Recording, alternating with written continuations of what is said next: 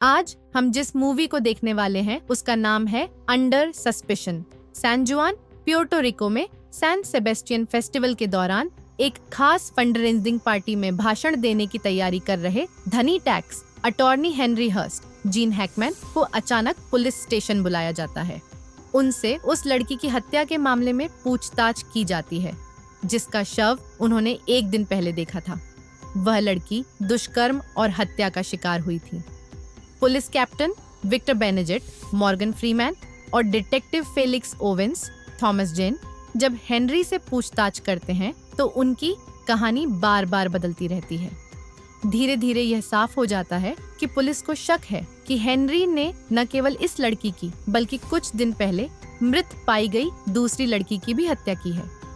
हालांकि इस शुरुआती पूछताछ के दौरान हेनरी चिंतित नहीं दिखते। बेनेजेट पर उनके वरिष्ठ अधिकारी का दबाव है कि हेनरी को रिहा किया जाए ताकि वह अपनी पार्टी में भाषण दे सके।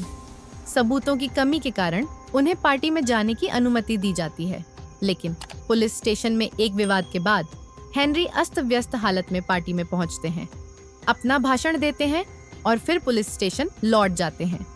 पार्टी में लोग हेनरी के बारे में तरह तरह की बातें करते हैं। उनकी युवा पत्नी शांताल, मोनिका बेलुची को अपना चेहरा भावहीन रखना पड़ता है। बाद में पुलिस उनसे पूछताछ करती है कि वे और हेनरी अलग अलग कमरे में क्यों सोते हैं। धीरे धीरे दोनों की कहानियों में बदलाव आता है और हर बार हेनरी को और भी बुरी रोशनी में पेश किया जाता है। हेनरी पहले शांताल पर ईर्ष्या का आरोप लगाते हैं। फिर यह सामने आता है कि हेनरी को सस्ती, कम उम्र की युवतियों के साथ समय बिताना पसंद है और वह पोर्नोग्राफी वेबसाइट्स देखते हैं।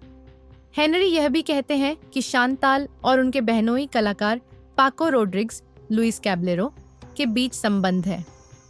शांताल यह कहती हैं कि उन्होंने हेनरी को अपनी 13 साल की भांजी कैमिली इसाबेल एल्गेस को उपहार देते और उसे बहलाने की कोशिश करते देखा है। वह यह भी कहती हैं कि एक हत्या वाली रात उन्होंने अपने पति को खून से सने कपड़े धोते हुए देखा था। शांताल, जो उनके घर की कानूनी मालकिन है, पुलिस को घर की तलाशी लेने देती है।